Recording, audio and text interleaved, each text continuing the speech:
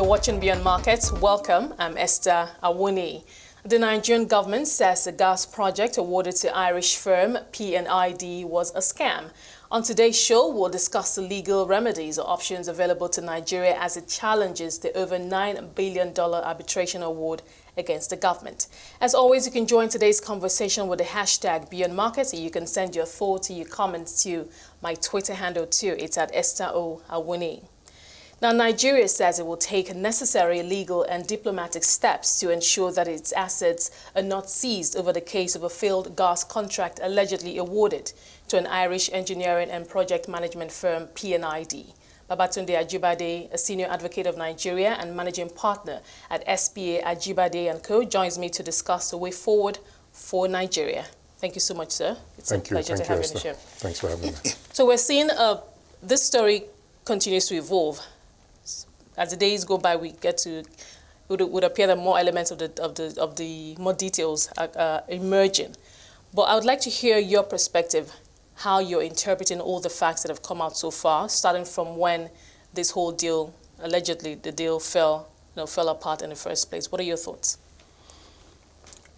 My thoughts are that this is a disaster for Nigeria. And that things have to be handled very, very carefully because the ramifications of what we're dealing with go beyond just the judgment and its immediate impact. I think there's a need for us to review a lot of our processes, review how we do business, government business, and also review how we man various offices.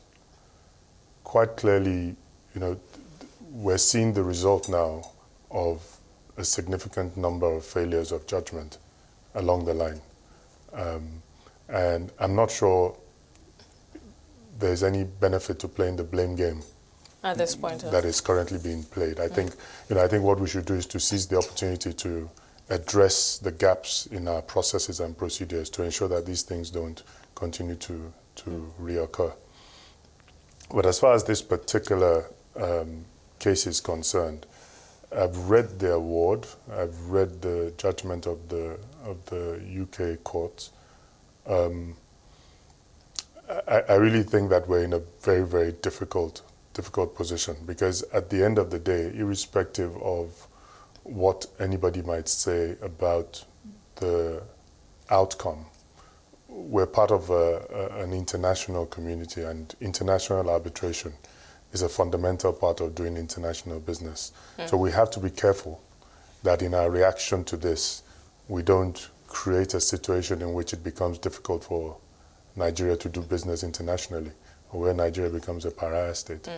Now, are there aspects of this case, going as far back as 2014, that you find quite puzzling? Just looking through the case, going back as far back as 2014, when this was initially brought against Nigeria, there was this seemingly, it appeared to be there was this lackluster, nonchalant attitude on the part of the Nigerian government.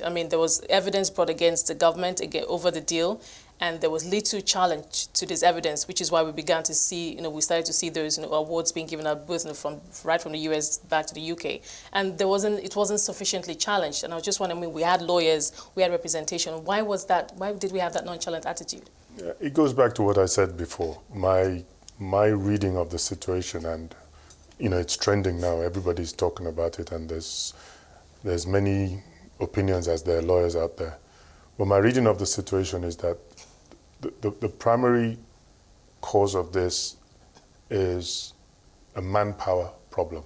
Who are the people who were dealing with this issue? Right from the time the contract was negotiated, to the time it was signed, to the time when the dispute arose, to how the dispute was managed. I think, if we analyze that, we would realize that there were wrong decisions taken all along the line, and that had a lot to do with the quality of manpower. In Nigeria, we play politics with everything. I know for a fact that in more developed climes, in your Ministry of Justice, for example, you would have a section that is manned by people who are extremely skilled at negotiating agreements. And an agreement such as this would never have been signed without going through that process, a thorough process of due diligence, so that the country doesn't commit itself to things that will come back to bite it like this. So, like I said, we have a problem on hand to deal with, but I think the best thing that can come out of this problem is for us to go back and fix those gaps in our system. The qualified Nigerians in other countries where they have these systems in place, you will find that the Nigerians in their justice departments who are actually doing this work to protect other countries. So why can't we have that quality of personnel? But for you, the response of this current government now, what is your response to how this government is responding, saying, look, this was done, how many years ago? President Buhari wasn't in power then, but of course there's also the question of government is a continuum.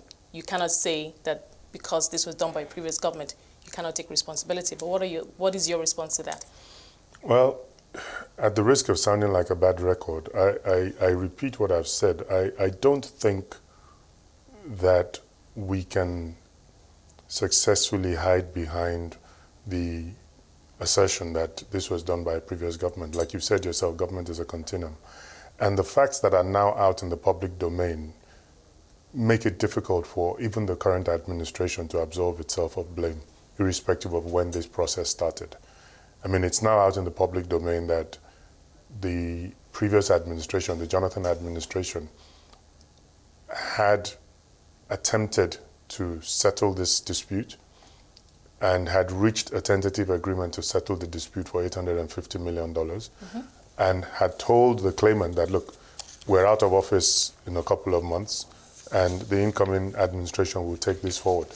So how did 850 million, if you had a potential settlement for 850 million, how did we handle it from then on? What we're hearing is that the Buhari administration actually at that time rejected the deal of 800. Was that a missed opportunity for us? I'm choosing my words carefully because I only know. I can only speak. I can only speak to what I know, and a lot of what's in the public domain. Again, social media. I haven't seen actual documents. But if what is out there is true, then it's difficult for the current administration to say, well, this had nothing to do with us.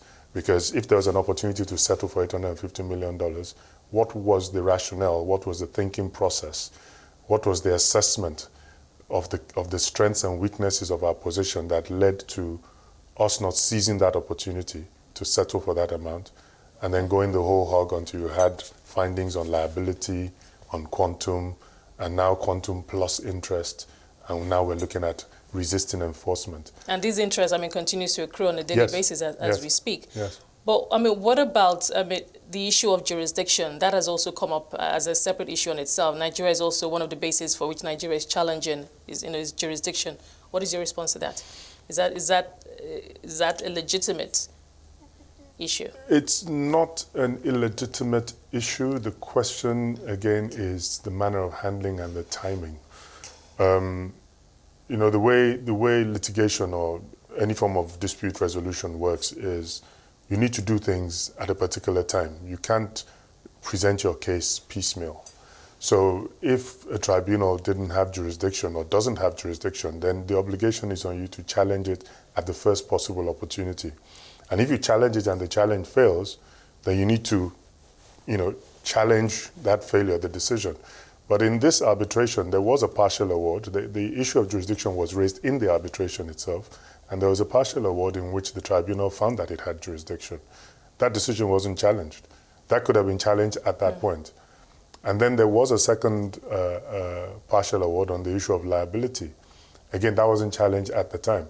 And what the situation we find ourselves in now is, no matter how strong the arguments against the award on the merits, we didn't do what we ought to have done within the time frame within which we ought to have done it. So, and the law is quite clear. You think it makes it a lot difficult for the Nigerian government now, because we've gone from okay, let's settle for $850 million US, meaning that we agree that perhaps, obviously, you've incurred some losses. This contract was indeed signed by us. But now the narrative has changed for the Nigerian government. Now this government is now saying, actually, this contract is null and void because it ought to have gone through steps A, B, C, D and gotten certain signatures that weren't gotten. So actually, we do not even recognize this contract in the first place. So I'm thinking that is a totally different angle from the Nigerian government now. So how does that complicate or change things? It doesn't, because as I said, you have to present your case at once. So you can't put forward a challenge to jurisdiction on one ground. You have an arbitral tribunal rule on it, and then you continue with the arbitration. And after a final award, you now raise different grounds and say, well, actually, we've had a second look at this. The persons who signed this didn't even have the authority to sign it. That argument should have been raised in the arbitration, and there should have been a decision on it. Indeed, I know that there was a partial award on jurisdiction. Now, I don't know if this was one of the arguments that was raised, but quite clearly, because that partial award on jurisdiction found that the tribunal had jurisdiction, if this issue was raised, it means that it was raised and it was decided against us. In dispute resolution, there will always be winners and losers. And it's always the case that the party that loses, will continue, because you might believe very strongly in your point, but then somebody has to win and somebody has to lose. So if you've raised the point and it's been decided against you, so be it. Whether it's in arbitration or it's in court, there will always be a winner and a loser. Okay. Babatunde, we'll just pause here, take a break, and come back and just see. I mean, obviously, the Nigerian government believes that there are options that it can take to get out of this and not pay or have its assets seized. But we'll come back and talk more about that. I'll be speaking to Babatunde Ajibade. He's a senior advocate of Nigeria and managing partner at S.P.A Ajibade. If you're just joining us, Babatunde Ajibade, senior advocate of Nigeria and managing partner at S.P.A Ajibade and Co. is with me, and we are discussing the legal remedies available to Nigeria in the case against an engineering and project management company, P&ID. Babatunde, thank you for your time so far. Pleasure. So let's pick up from, it would appear that, I'm not sure, I'm not a lawyer, well, that's why you're here, options available to the Nigerian government. We were talking earlier during the break about, first of all, where Nigeria is hoping that this case can be heard if we do get to that point again. So we've made a first attempt to resist enforcement. And the finding of the commercial court in London is that attempt has failed, both on the merits, but more significantly on the basis that we didn't bring the applications to challenge the award within the time prescribed by the law, both Nigerian law as well as UK law. So that's one own goal, that we haven't taken the necessary steps that we could have taken within the appropriate time frame. So where does that leave us now? That leaves us in a situation where, you've got a $9.6 billion judgment against you. The UK government, or the UK court rather, has found that it's the seat of the arbitration. It has confirmed the award and has confirmed that the award is enforceable as a judgment of the UK court. Potentially, that means that the judgment creditor can seek to enforce that judgment against Nigeria's assets wherever they may be found. But that is just the beginning of the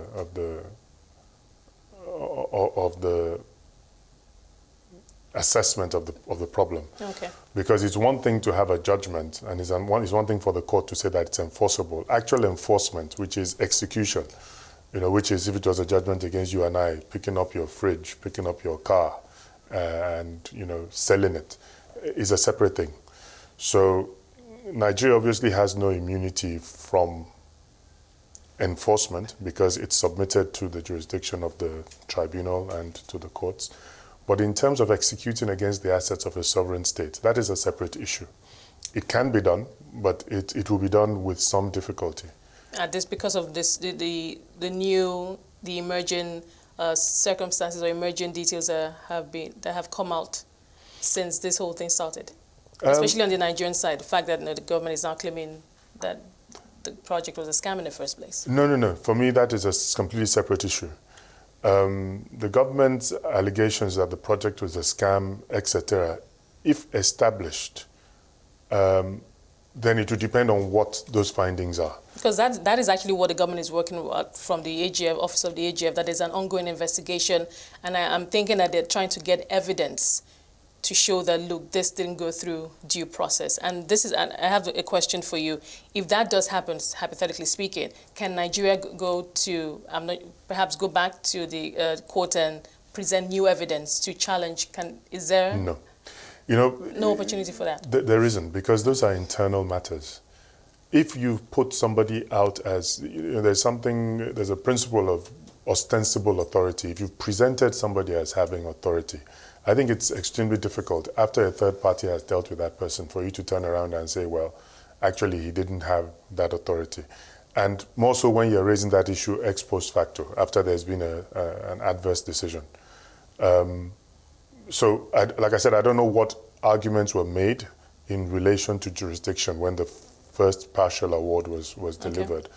But on the assumption that this issues as to lack of authority, etc., were raised, then the arbitral tribunal has decided that it doesn't agree that there was a lack of authority. And it goes back to the point I made earlier about we need to review our processes and procedures, because this is not the first time. We're talking now about, we didn't have the approval of FEC. Is there clarity in Nigeria that contracts cannot be signed, that government cannot be committed? Well, according to the government, a project of that magnitude should have been, signed finally by FEC. Yeah, should. It all sounds a bit woolly.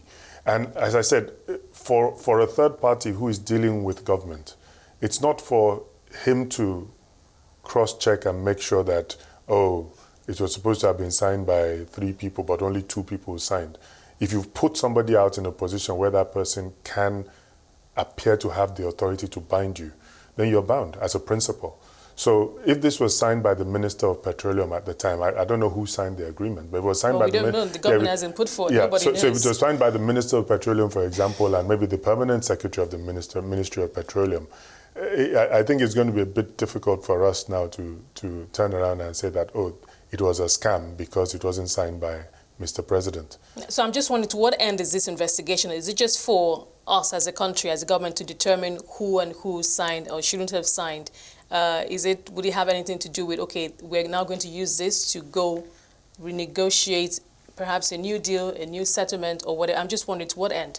Now, in my view, I can't speak for the government. I don't know what their intention is, but in my view, there's no harm in conducting an investigation. If the investigation establishes that there was malfeasance of any sort on the part of anybody involved on the Nigerian side, then of course there should be sanctions. And that investigation may also perhaps assist us to strengthen our processes and procedures, like I said earlier, to ensure that these things don't keep repeating themselves.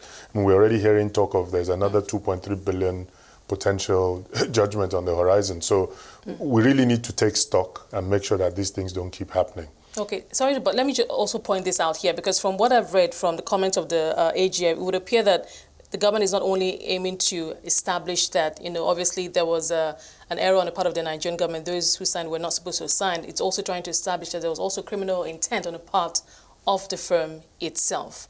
Does that put a different spin on things?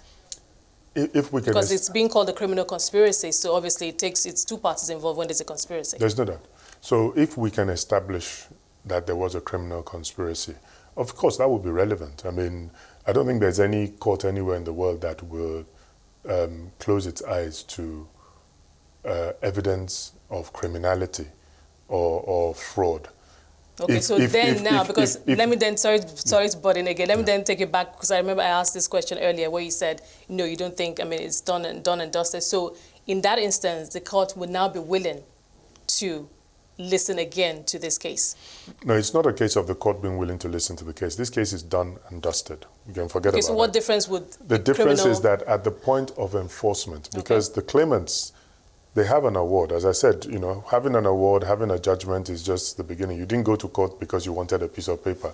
You went to court or to the tribunal because you wanted money.